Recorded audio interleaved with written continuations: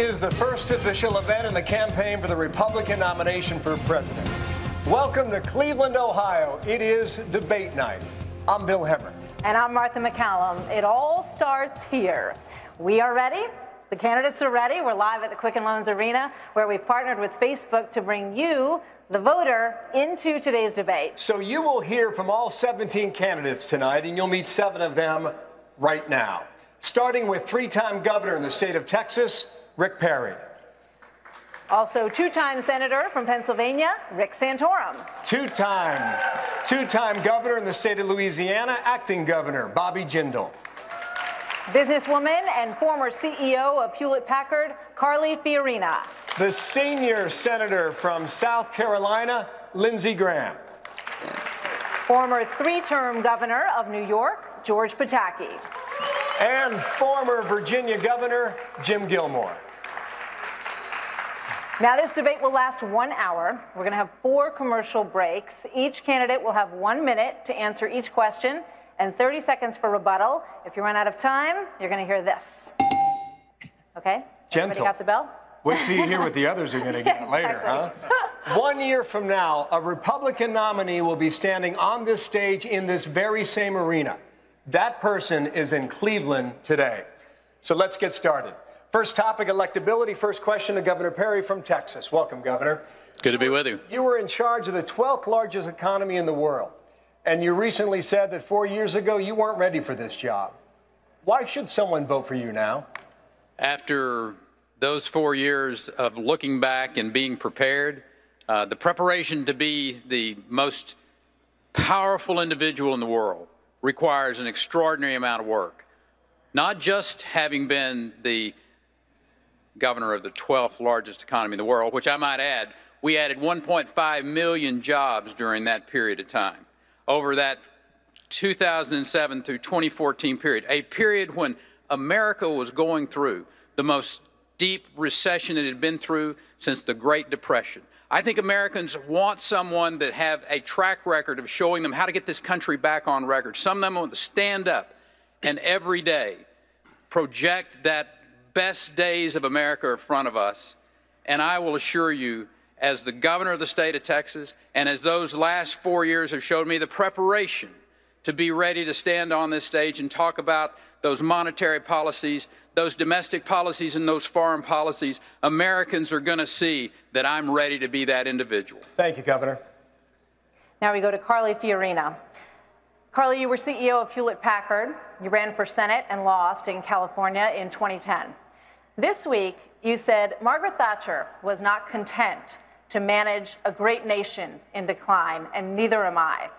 Given your current standings in the polls, is the Iron Lady comparison a stretch?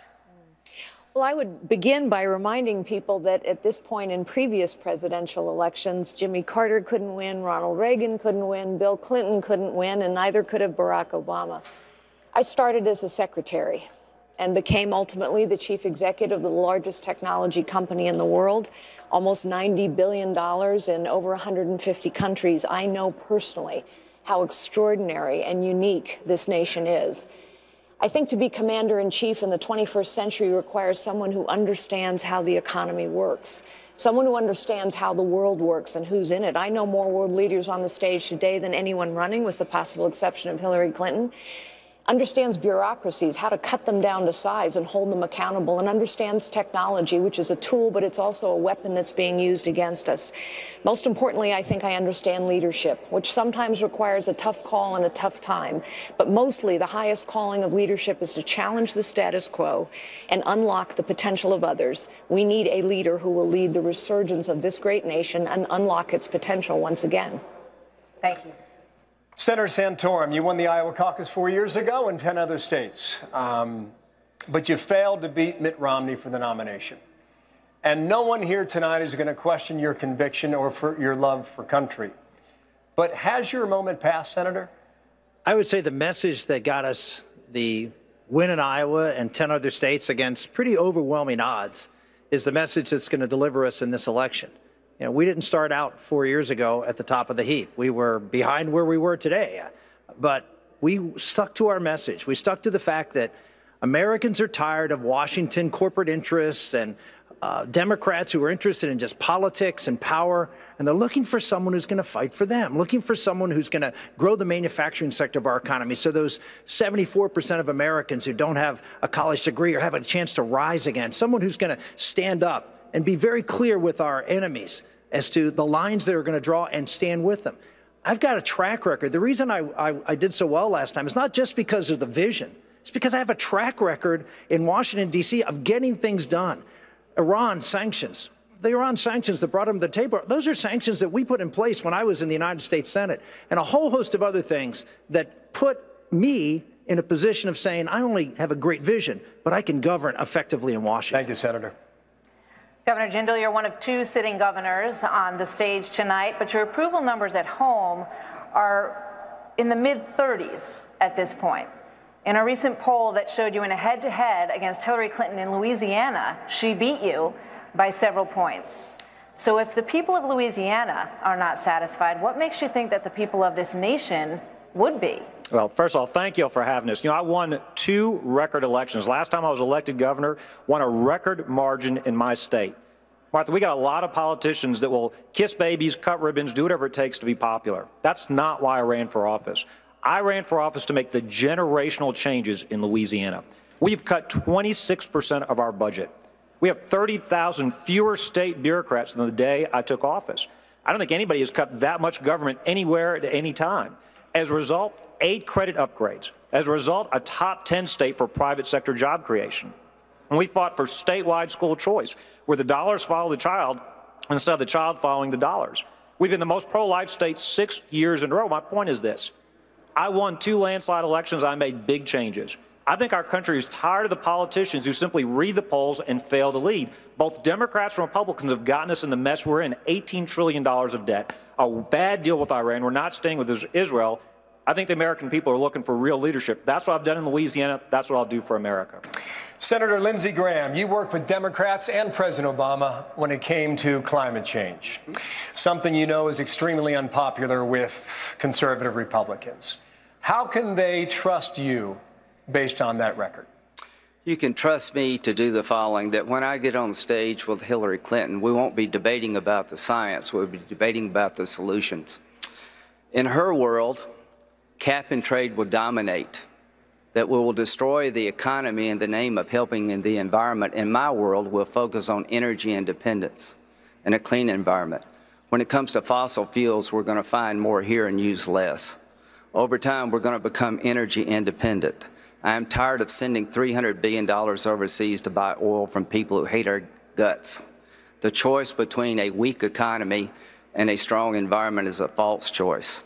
That is not the choice I offer America. A healthy environment, a strong economy, and an energy independent America.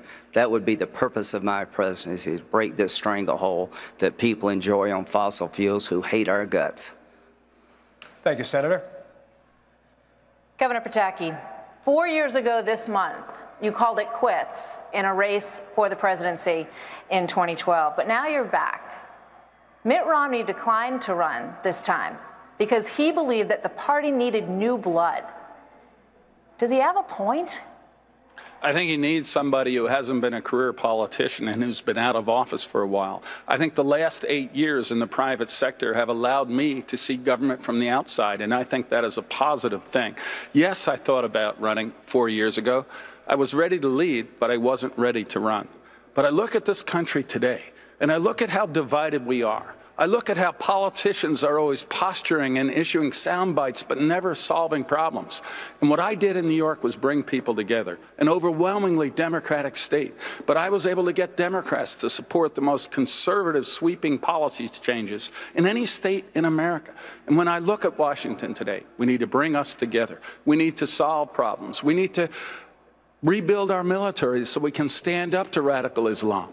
We need to get our economy growing much faster by throwing out the corrupt tax code and lowering the rates. We have to end crony capitalism in Washington, where the lobbyists and the powerful can get tax breaks and tax credits, and the American people don't get laws in their interest. I can do that.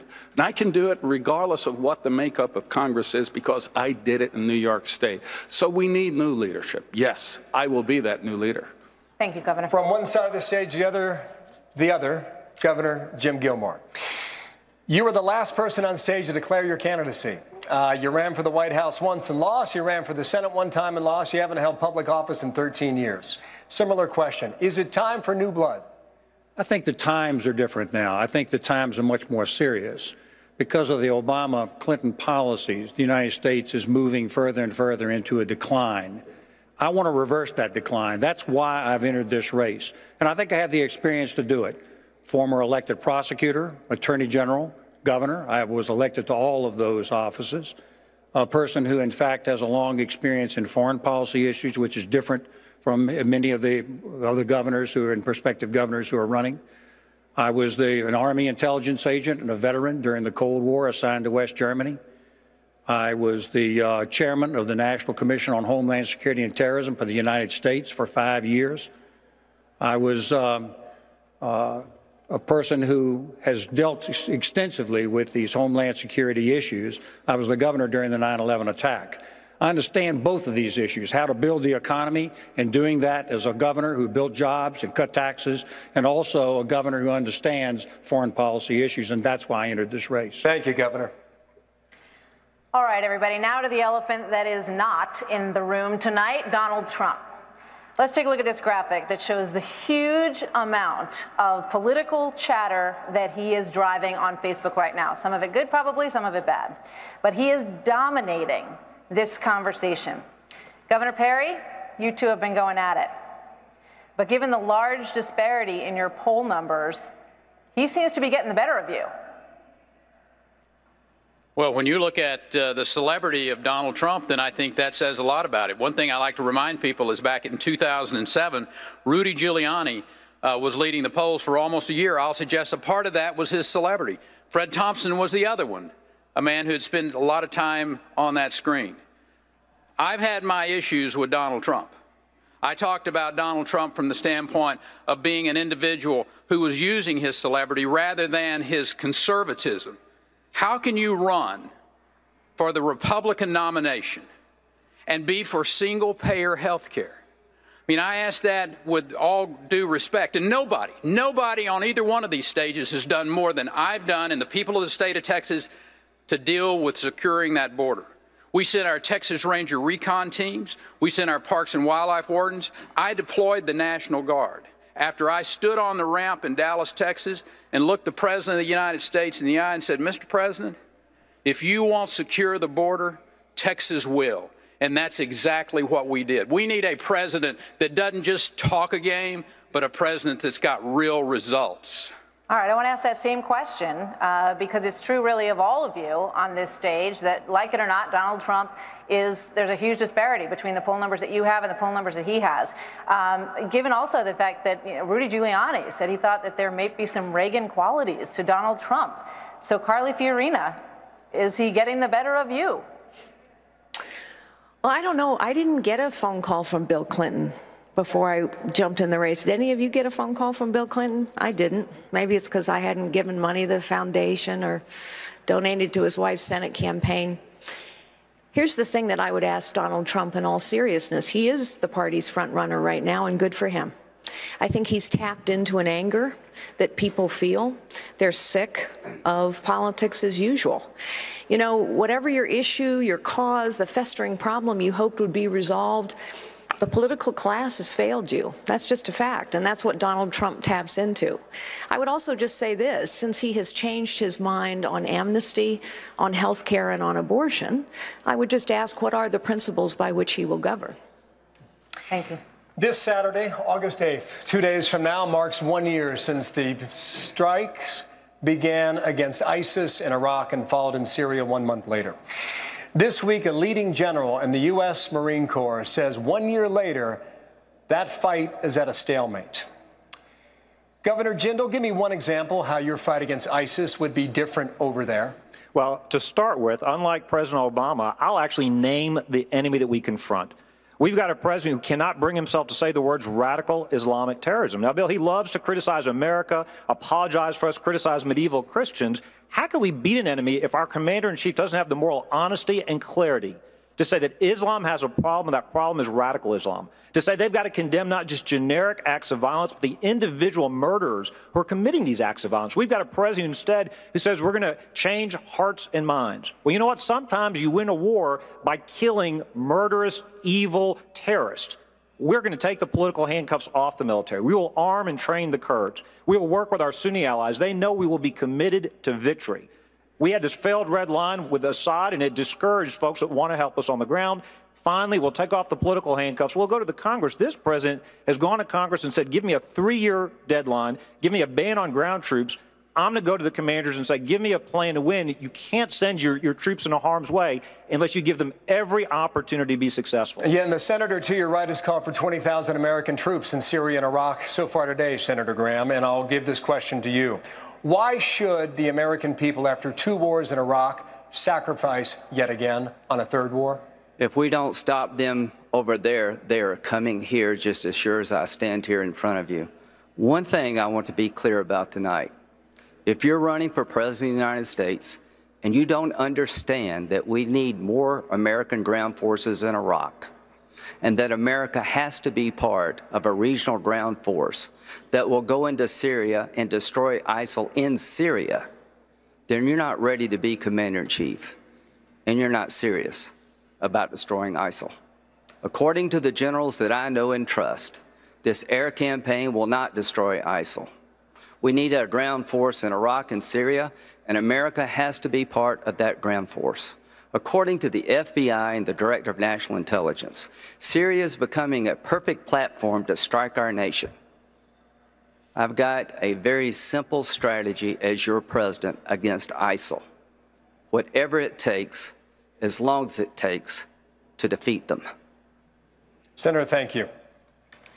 All right, let's get to our first commercial break. There is plenty more to discuss tonight. Coming up, immigration, more on ISIS and Homeland Security as well, as we continue live tonight from Cleveland, Ohio.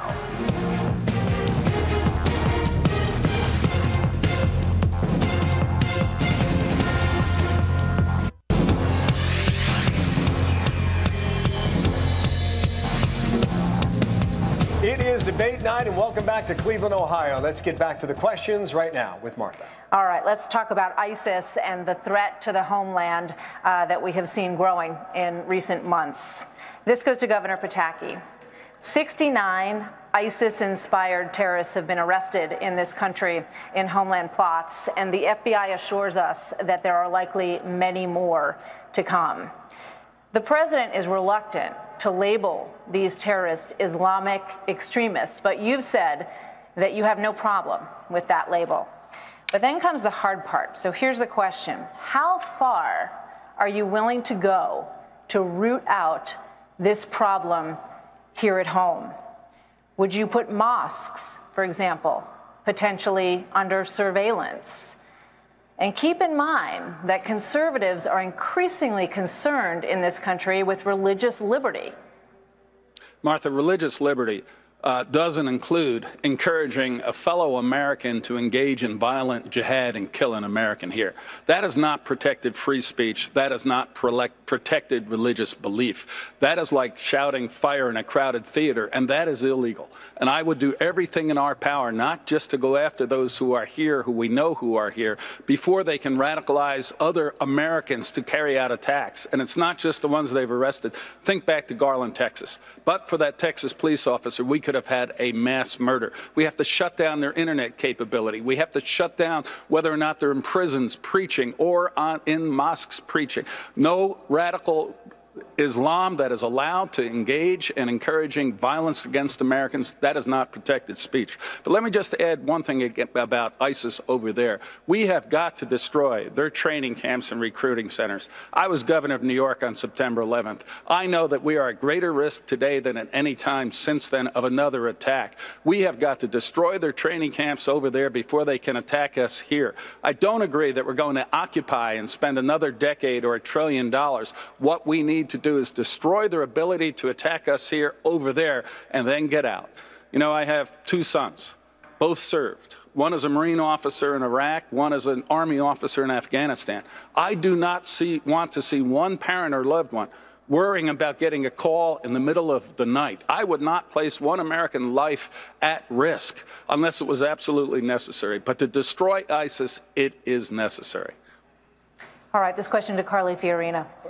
The FBI Director Comey says that terrorists can thrive here at home because they go dark and they recruit behind the cyber walls that are built by American companies like Google and Apple. Comey says this is a big problem.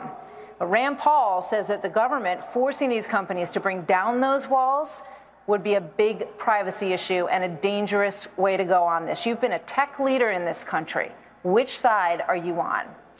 Well, let me say first that it is disturbing that every time one of these homegrown terrorist attacks occurs, and as your question points out, they are occurring with far too great frequency, it turns out we had warning signals.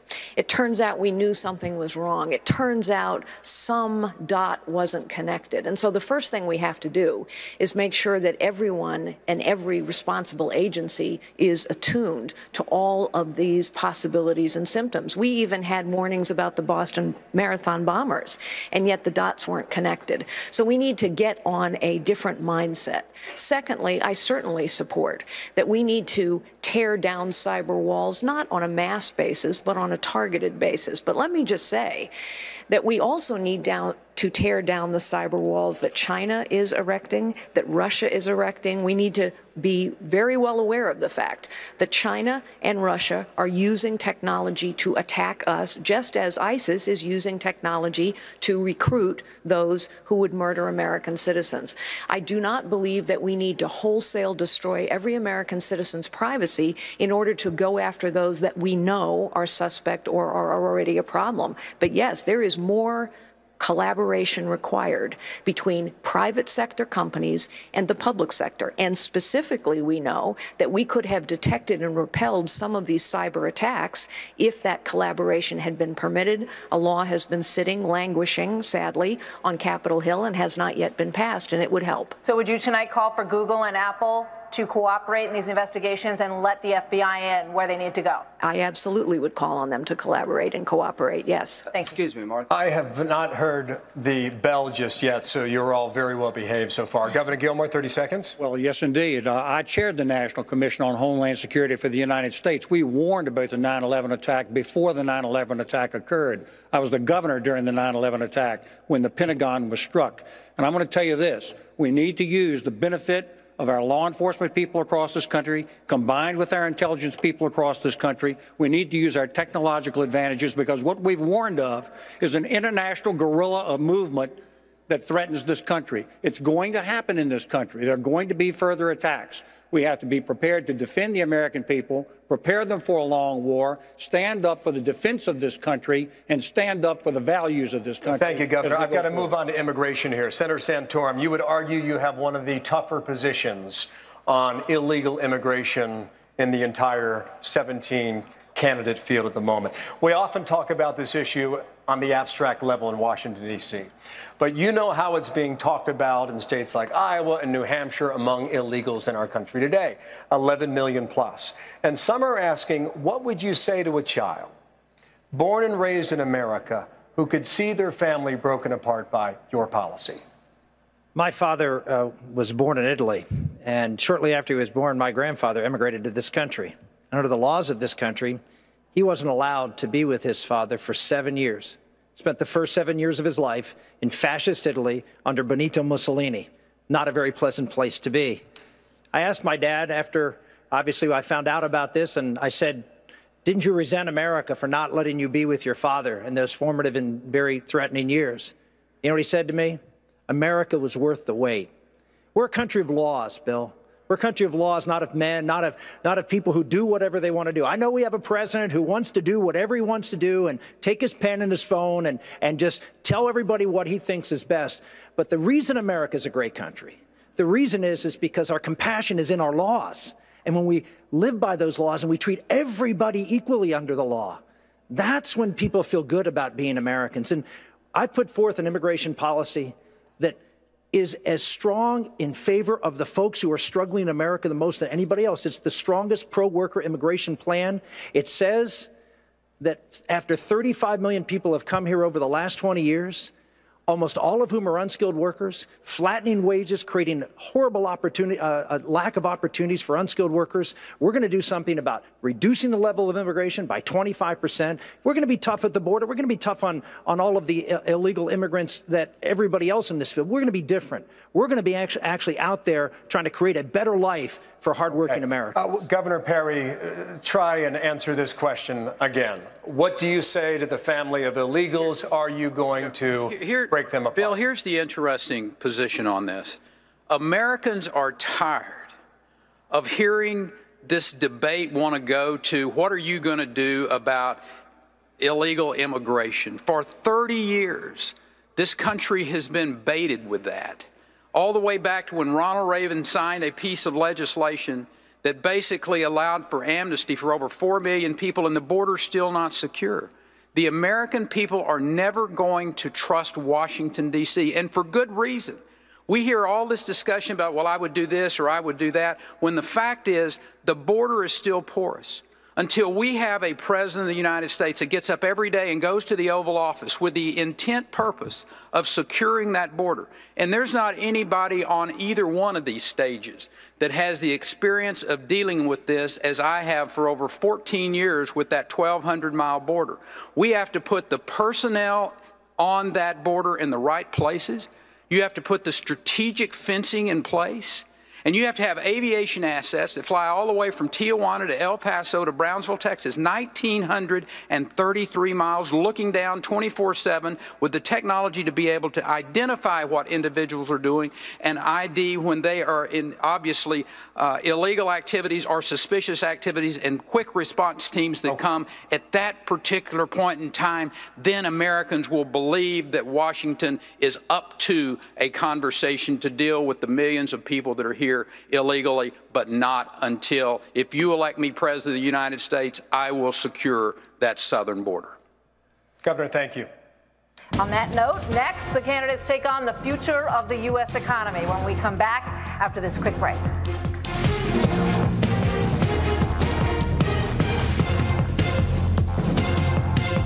U.S. jobs in the U.S. and not outsourced to foreign employees.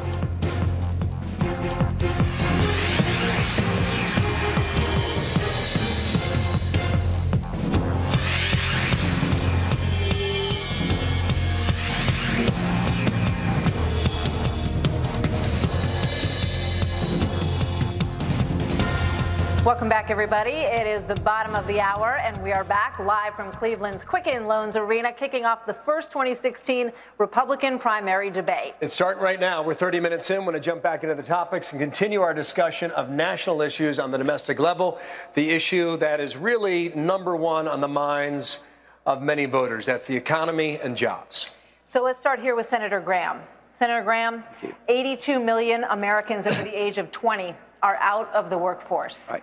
45 million people in this country are on food stamps. 9 million are on disability. All of these numbers have been rising sharply in recent years. There's an increasing willingness in this country to accept assistance. How do you get Americans who are able to take the job instead of a handout? I think America's is dying to work. You just even give them a chance. To all the Americans who want a better life, don't vote for Hillary Clinton. You're not going to get it. She's not going to repeal Obamacare and replace it. I will. She's not going to build the Keystone Pipeline. I will. She's not going to change Dodd-Frank. I will. Until you change the policies of Barack Obama, we're never going to grow this economy. Until you change the policies of Barack Obama, we're never going to be safe. She represents a third term of a failed presidency. I'm fluent in Clinton speak. I've been dealing with this crowd for 20 years. You know, when Bill Clinton says it depends on what the meaning of is, that means is whatever Bill wants it to mean. When Hillary Clinton tells you, I've given you all the emails you need, that means she hasn't. So to the people who are dying for a better America, you better change course. And she doesn't represent the change that we need. Do we all agree that ISIL is not the JV team? If I have to monitor a mosque, I'll monitor a mosque. If I have to take down a cyber wall, I'll take it. If I have to send more American troops to protect us here, I will do it. She will not. She has empowered a failed agenda. She is going to empower a failed solution to an American economy dying to grow. Elect me. I know the difference between being flat broke. Apparently she doesn't. In Hillary Clinton's world, after 2 terms in the White House where her husband was president, she said she was flat broke. Hillary, I'll show you flat broke. That's not it. All right, Senator Santorum, let's get back to the question at hand, which is whether or not Americans have become too reliant on assistance or too willing to take assistance. Do you believe that we need to change the culture in this country in terms of whether or not we should be encouraging people to get off of it and take the job when it's available? Some are able and not doing that. Yeah, I think it's a 1-2 punch. Number one, we have to create better paying jobs. I mean, that's just the bottom line. We haven't. And that's the reason that I've said, well, under my presidency, we'll create jobs and make America the #1 manufacturing country in the world. If we want to create jobs for the folks that you're talking about who are having trouble getting off government benefits, primarily because of their low skill level, there is no better way. It's worked for 100 years in America. Putting people back to work in manufacturing is it. I'm going to be introducing a plan which I call the 2020 Perfect Vision for America. It's a 20% flat rate tax. It'll take a blowtorch to the IRS. It will create a manufacturing juggernaut in this country. And you combine that with reforms of our welfare system. You're looking at the man who introduced and fought on the floor as a freshman senator and passed the Welfare Reform Act of 1996. Over 2 President Clinton vetoes, got 70 votes in the United States Senate. Bipartisan issue, and I ended a federal entitlement. Never been done before, never been done since. What we need to do is take the rest of the federal entitlements, not just welfare, but food stamps and Medicaid and housing programs, and do the same thing we did with welfare, work requirements and time limits. That will change everything. All right, new question, same topic, goes to Governor Gilmore. You know, based on your record and what we're discussing here, which is potentially cutting back some entitlements, cutting back benefits, it's tricky business, as we all know, because people will argue that that's their means to escape poverty. So they're going to look at you when you want to do that, and they will call you heartless. What will you tell them? I'll tell them that we're going to grow the economy so that we can give people better opportunities so they don't have to rely exclusively on benefit types of programs. Some do, but many Americans are dying to have an opportunity to grow and to create something inside this economy. And I'm glad that I have a chance to answer this question. I've had the growth code out there for about 5 years, and it's this specific program.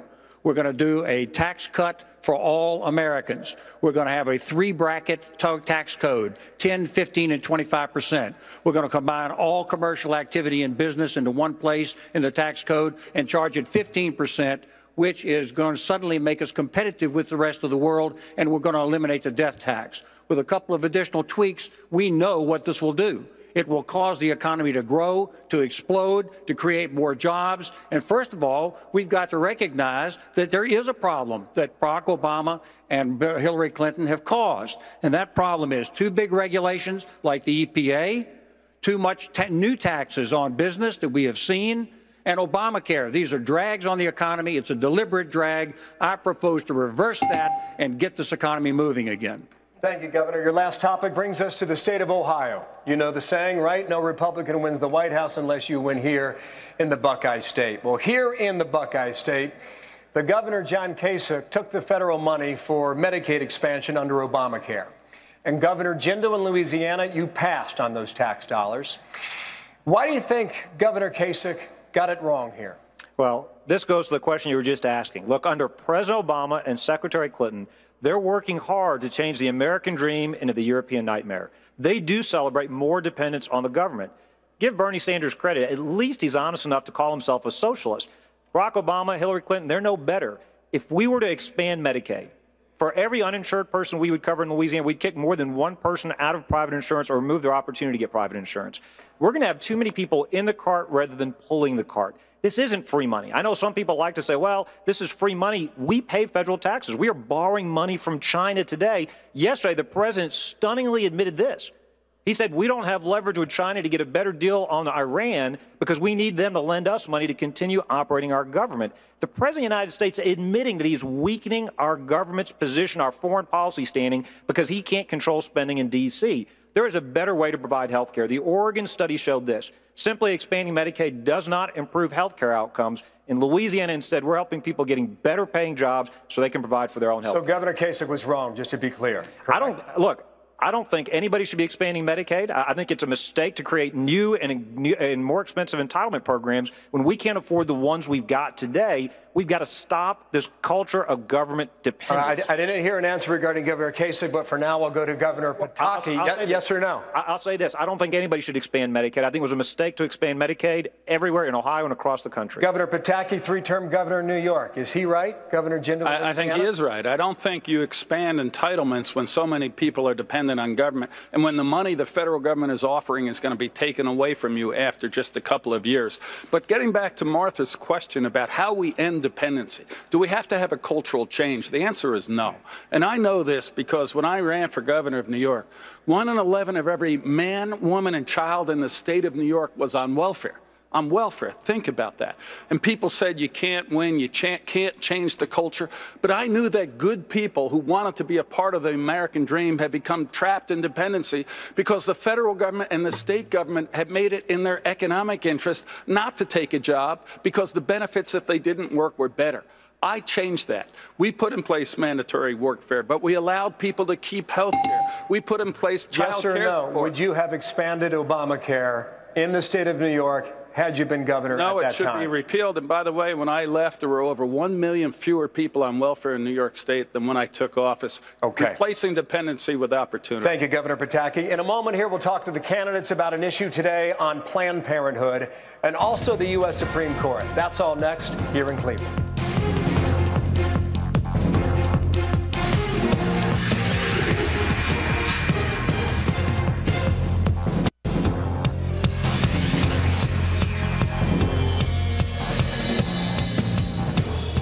Welcome back to Cleveland, Ohio. I want to get back to the questions and the issues in this debate now with my co-anchor, Martha. All right. Well, there's been a lot of discussion on Facebook, as you would imagine, about the Iran nuclear deal. Let's just take a look as an opener at this one question that comes from Logan Christopher Boyer of St. Louis, Missouri. He says, how will you disarm Iran and keep the Middle East from becoming nuclearized? So let's open this discussion about Iran with this question that comes to Governor Perry. Governor Perry, here's the question for you. Critics of the Iran deal say that it puts America on the same side as the largest state sponsor of terrorism in the world, of Hamas, of Hezbollah, of the backers of those groups, and of people who chant death to America in the street, that this deal puts us on that side of the equation. But our traditional Middle East allies, led by Saudi Arabia, have also funneled support to Islamic radical groups who want to kill Americans. So which side do you believe we should be on? We need to be on the side that keeps Iran from getting a nuclear weapon. That's the side we need to be on, and that's the side of the bulk of the Middle East. And we need to have some coalitions in that part of the world to go after ISIS, but we also need to send a clear message. And hopefully, you know, Senator Graham, I know where he's going to be on this, but we use Congress, and we use Congress to cut this funding. One of the great challenges that we have, $150 billion is fixing to go to a country that killed our Marines in Lebanon, that used their weapons to kill our young men in Iran. And the idea that this negotiation, I will tell you one thing, I would a whole lot rather had Carly Fiorina over there doing our negotiation than John Kerry. Maybe we would have gotten a deal where we didn't give everything away. But the issue for us is to have a Congress that stands up and says not only no, but hell no to this money going to a regime that is going to use it for terror. Susan Rice has said that, and we need to stand up and strongly and clearly tell the Ayatollah that whoever the next president of the United States is going to be, and I'll promise you if it's me, the first thing that I will do is tear up that agreement with Iran. All right, I want to go to Carly Fiorina on this, but I want to ask you some of what I just asked to Governor Perry. The issue is that the allies that we are with sometimes have groups within them that funnel money to terrorists as well. This is a complicated situation. Are you okay with us being on their side? Yep, sometimes it's a complicated situation, but some things are black and white. On day one in the Oval Office, I would make 2 phone calls. The first one would be to my good friend Bibi Netanyahu to reassure him we will stand with the state of Israel. The second will be to the supreme leader of Iran. He might not take my phone call, but he would get the message. And the message is this: until you open every nuclear and every military facility to full, open, anytime, anywhere, for real inspections, we are going to make it as difficult as possible for you to move money around the global financial system. I hope Congress says no to this deal, but realistically, even if they do, the money is flowing. China and Russia have never been on our side of the table. The Europeans have moved on. We have to stop the money flow. And by the way, as important as those 2 phone calls are, they are also very important because they say this: America is back in the leadership business. And when America does not lead, the world is a dangerous and a tragic place. This is a bad deal. Obama broke every rule of negotiation. Yes, our allies are not perfect, but Iran is at the heart of most of the evil that is going on in the Middle East through their proxies. Very, very briefly, would you help our allies in that region to get nuclear weapons if Iran has them? Let me tell you what I would do immediately. Day 2 in the Oval Office, I would hold a Camp David summit with our Arab allies, not to talk them into this lousy deal with Iran, but to say to them, what is it that you need to defeat ISIL? You know, Obama has presented the American people with a false choice every time. It's what I've done or not done, or it's war. It is a false choice. King Abdullah of Jordan, a man I've known for a long time, has been asking for bombs and materiel. We have not provided them. He has gone to China. The Kurds have been asking us to arm them for 3 years. We haven't done so. The Egyptians have asked us to share intelligence. We're not doing it. We have Arab allies. They are not perfect. I know every one. But they need to see leadership, support, and resolve from the United States of America, and we can help them defeat ISIS. Next question on the U.S. Supreme Court. It's been 42 years, Senator Santorum, since Roe versus Wade, and many consider in this country to be a case of settled law. Recently, the U.S. Supreme Court ruled on same-sex marriage. Is that now settled law in America today? It is not any more than Dred Scott was settled law to Abraham Lincoln, who in his first inaugural address said it won't stand. And they went ahead and passed laws in direct contravention to a rogue Supreme Court. This is a rogue Supreme Court decision. Just like Justice Roberts said, there is no constitutional basis for the Supreme Court's decision. And I know something about this. One of the times the Supreme Court spoke that I thought they were acting outside of their authority was in a partial birth abortion case. You know, these Planned Parenthood tapes, what they're showing are partial birth abortions. Abortions being done where the baby's being delivered first to preserve those organs, and then they crush the skull. Well, the Supreme Court found a bill that I was the author of unconstitutional. What did I do? I didn't stop. I didn't say, oh, well, we lost. It's the law of the land. We worked together, the House and Senate, under my leadership, and we passed a bill, and we said, Supreme Court, you're wrong.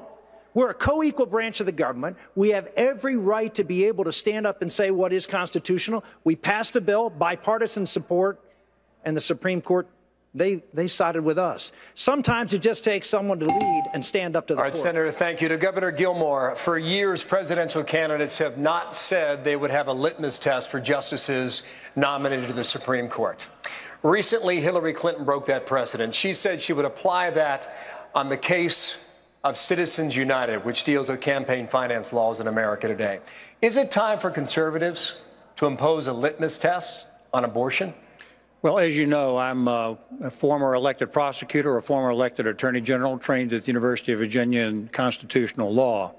And I don't believe in litmus tests except this. I believe we should be appointing Supreme Court justices who will follow the law and not try to make the law. Now, the challenge we're seeing today is that the Supreme Court is being converted into some type of political body. They have to have some legal basis and precedence for being able to follow the law instead of making the law up. And my goal is, in appointing Supreme Court justices, would be to appoint justices who would follow the law. Bill, I want to say one more thing about no litmus test. Not on that, no. But let me say one more thing. I want to, before my time runs out, I want to get back to this issue of ISIS versus Iran. It is Iran that's the expansionist power. ISIL is trying to create themselves into a new state. Our job has to be to recognize the conflict between the two. I have proposed there be a Middle East NATO, so that we can combine our allies there to stand up to Iranian expansion and at the same time join together to begin to stop in this ISIL thing before it becomes an actual state. Thank you, Governor. All right, with that, we are going to take a quick break. We'll be right back with much more from Cleveland. Stay with us.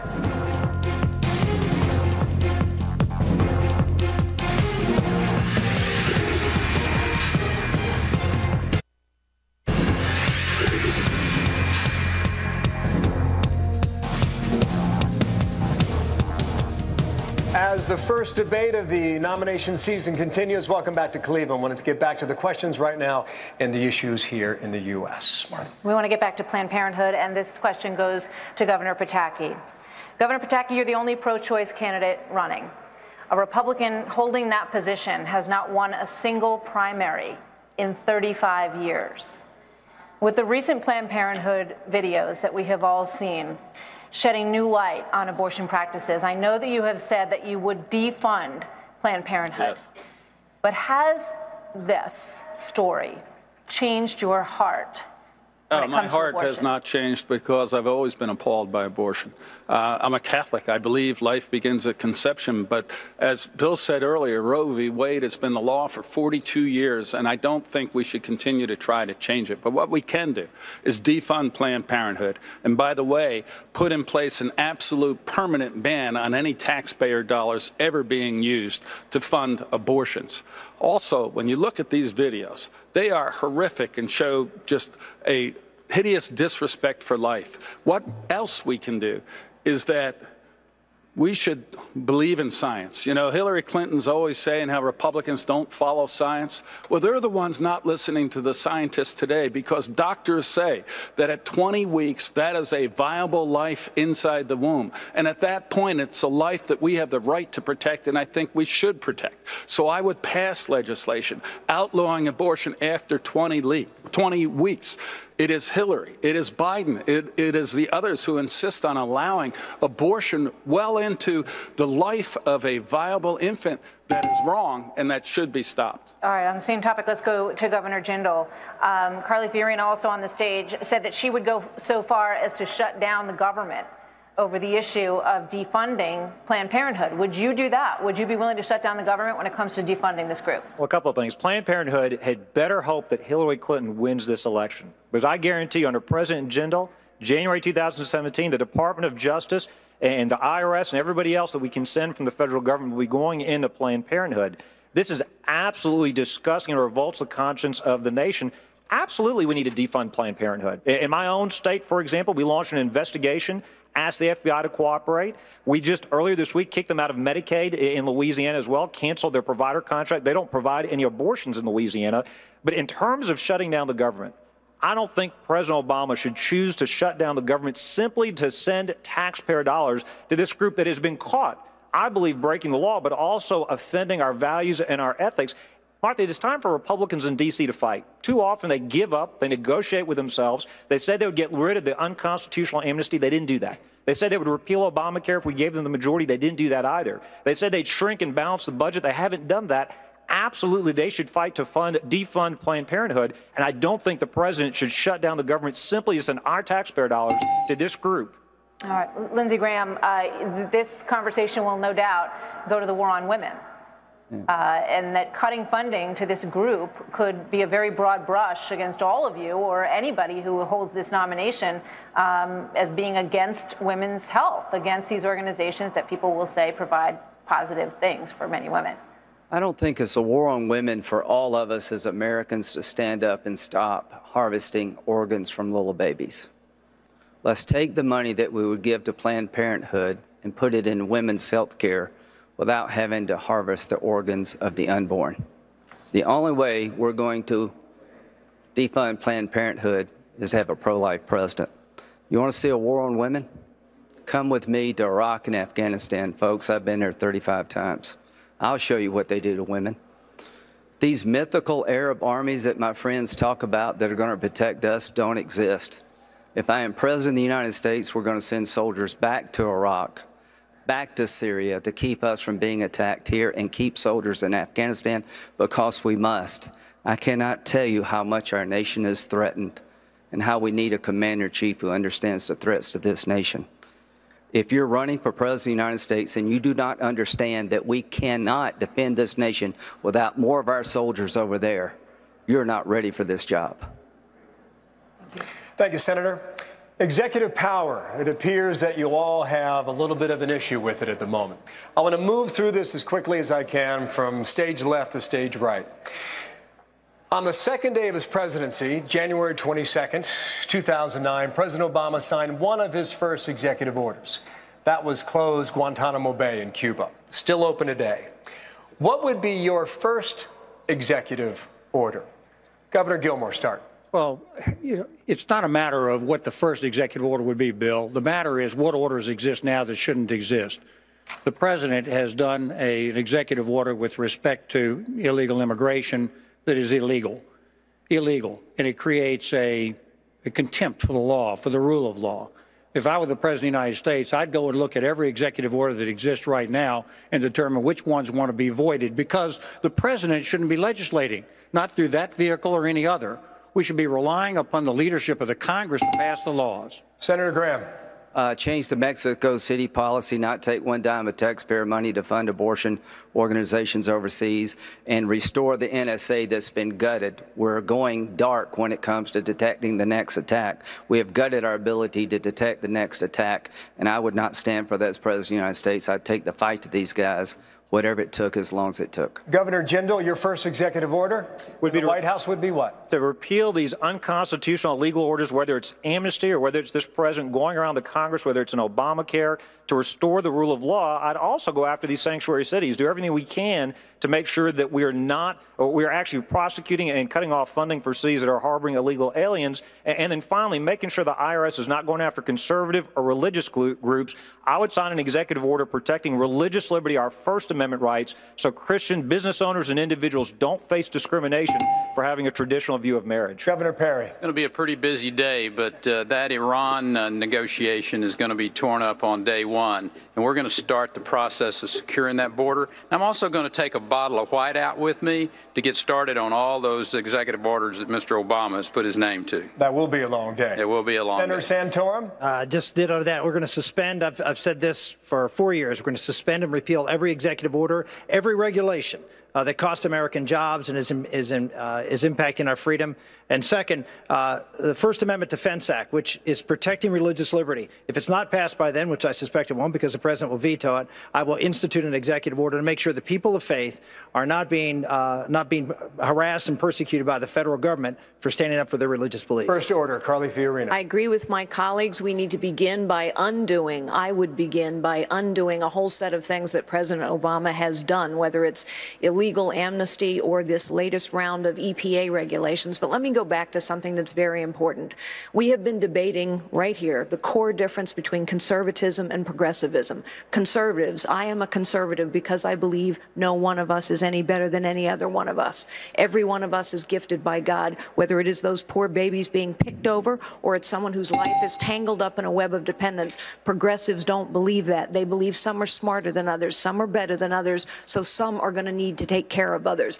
That is the fight we have to have, and we have to undo a whole set of things that President Obama has done that get at the heart of his disrespect and disregard for too many Americans. Governor Pataki. Bill, I defeated Mario Cuomo. And the first day in office, my first executive order, I revoked every one of the executive orders that he had enacted over the prior 12 years. I would do that to Barack Obama's executive orders, but I'd sign a second one, as I did in New York as well, having a hard hiring freeze on adding new employees except for the military or defense-related positions. I signed that executive order. When I left, the workforce in New York State had been reduced by over 15%. We can do that in Washington. I will do that in Washington. Thank you all.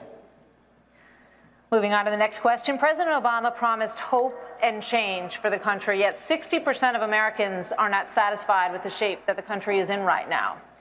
Many think that America has lost its can-do spirit and that is not the nation that it once was. Ronald Reagan was confronted with a similar atmosphere, and he said that it could be morning in America again. JFK said it was a new frontier. FDR said that we had nothing to fear but fear itself. On this level, Carly Fiorina, can you inspire this nation?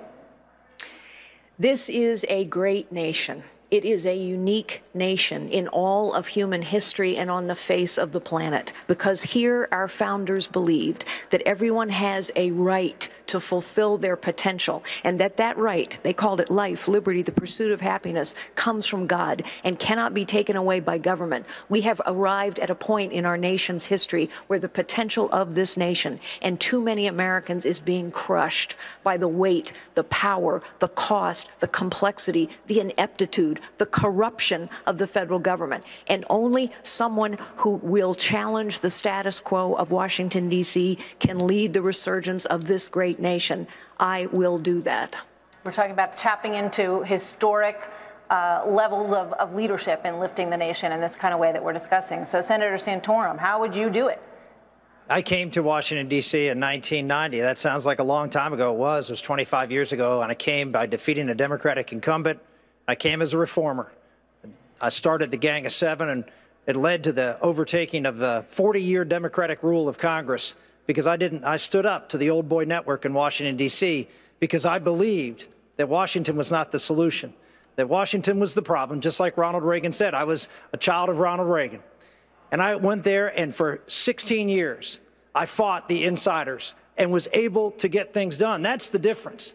We need to elect someone who will stand with the American people, who understands its greatness, who understands what an open economy and freedom is all about, but at the same time has a record of being able to get things done in Washington like we've never seen before. Reforms, everything from moral and cultural issues to economic issues. Those of you who have health savings accounts. Health savings accounts was something that we introduced. It's a private sector solution that believes in freedom, not Obamacare, that believes in government control. Those are the things we brought, and we were able to get things done. If you want someone who's not going to divide Washington but gets things done, then you should make me your president. Thank you, Senator. Can you do that, Lindsey Graham? Thank you. Well, the first thing I'd tell the American people, whatever it takes to defend our nation, I would do. To the 1% who've been fighting this war for over a decade, I try my best to be a commander-in-chief worthy of your sacrifice.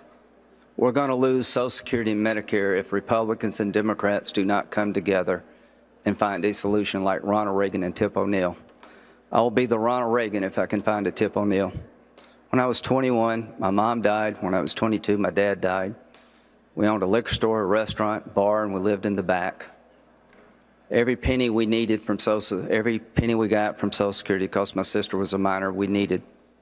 Today, I'm 60, I'm not married, I don't have any kids. I would give up some Social Security to save a system that Americans are going to depend on now and in the future. Half of American seniors would be in poverty without a Social Security check. If you make me your president, I'm going to put the country ahead of the party. I'm going to do what it takes to defend this nation. This nation's been great to me, and that's the only way I know to pay you back. Thank you. Thank you, Senator. I need a two-word answer to the following query. In 2008, then-Senator Barack Obama described Hillary Clinton as, quote, likable enough, end quote. What two words would you use to describe the Democratic frontrunner? Governor Pataki, start. Divisive and with no vision at all. Wow, Carly Fiorina. Not trustworthy, no accomplishment. Secretive and untrustworthy. Well, let's go with three. Good at email. Governor Jindal. Socialist and government dependent. Not the change we need at a time we need it. Governor. Professional politician that can't be trusted. Not a lot of compliments. To be continued. So now every candidate will have the opportunity to make a closing statement tonight. Each candidate will have 30 seconds for that. And we start with Governor Perry. Well, this is going to be a show me, don't tell me election. I think America's just a few good decisions and a leadership change at the top away from the best years we've ever had.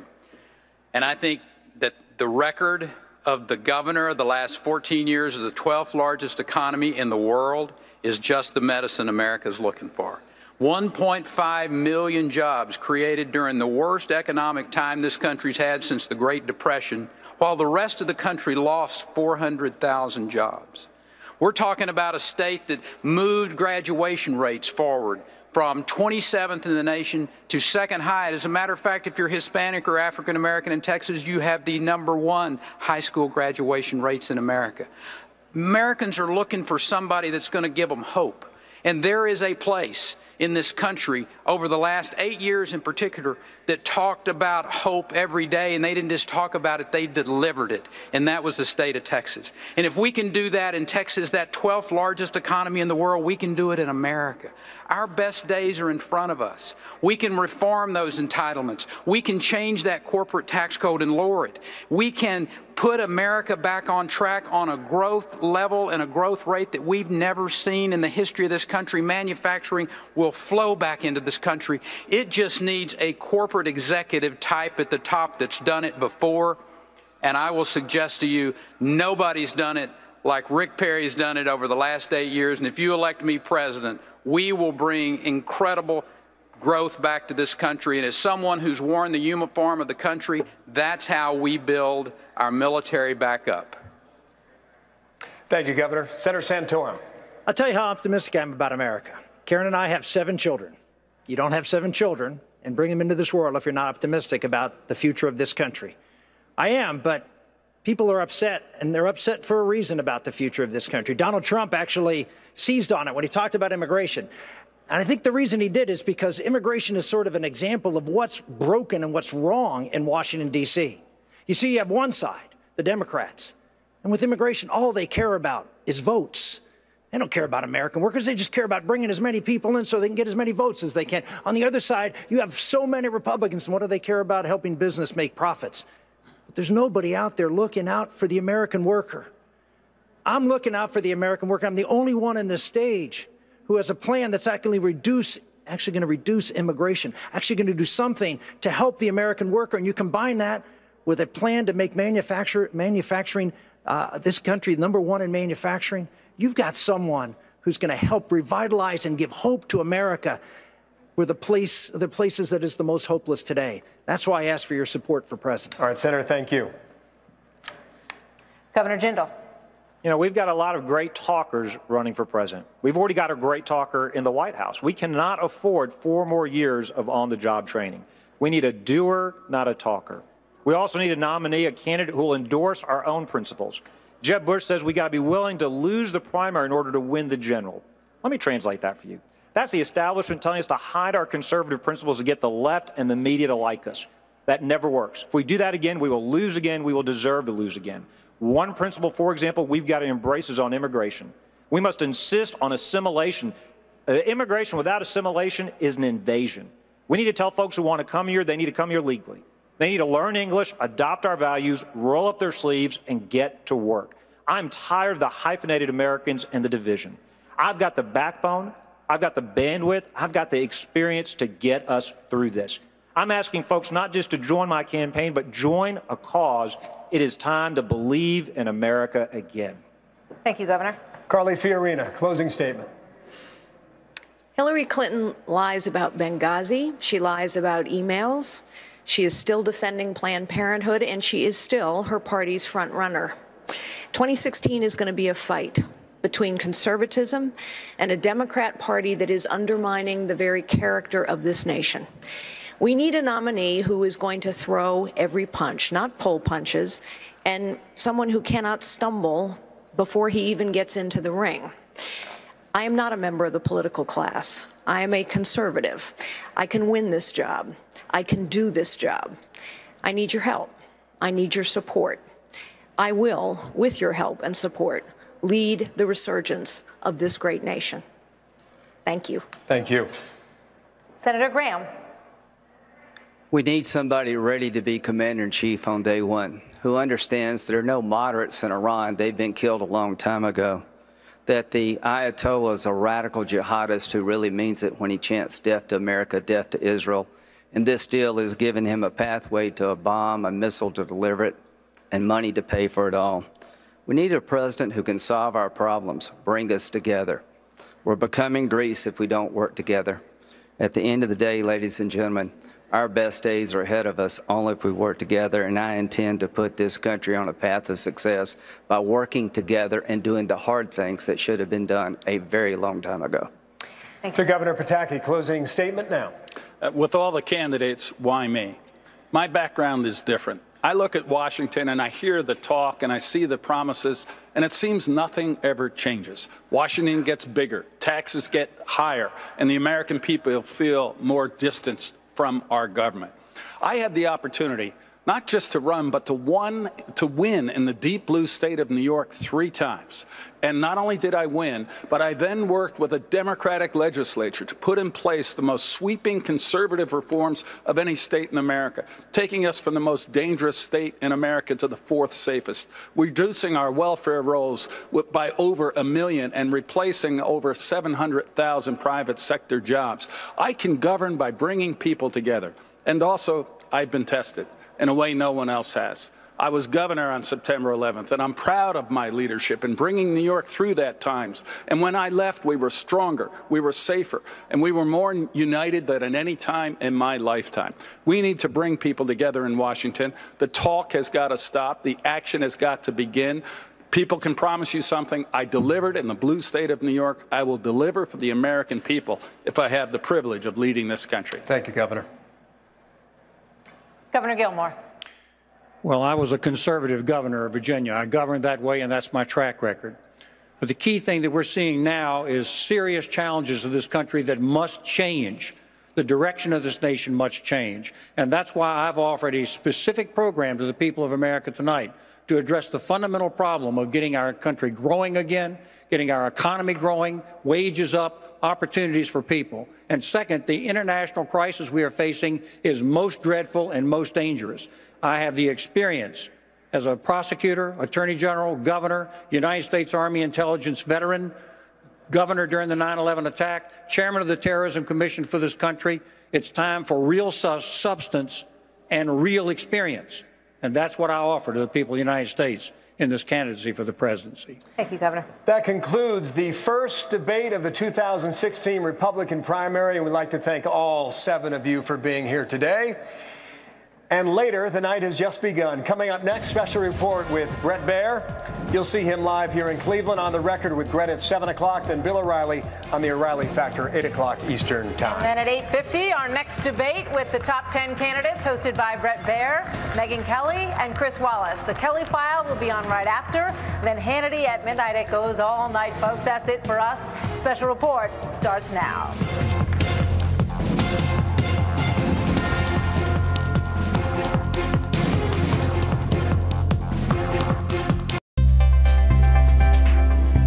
Republican governors Chris Christie and John Kasich on Tuesday won the last spots on stage for the first primetime presidential debate. Also making the cut were Donald Trump, Jeb Bush, Scott Walker, Mike Huckabee, Ben Carson, Mark Rubio, Ted Cruz, and Rand Paul. 7 other candidates were left out of the upcoming televised debate. Fox's decision to limit the participants to 10 was criticized by some Republicans as unfair, given that several candidates were bunched in the low single digits, well within the margin of error of most polls. Broadcast on Fox News, the debate will air Thursday night at 9 p.m. Eastern Standard.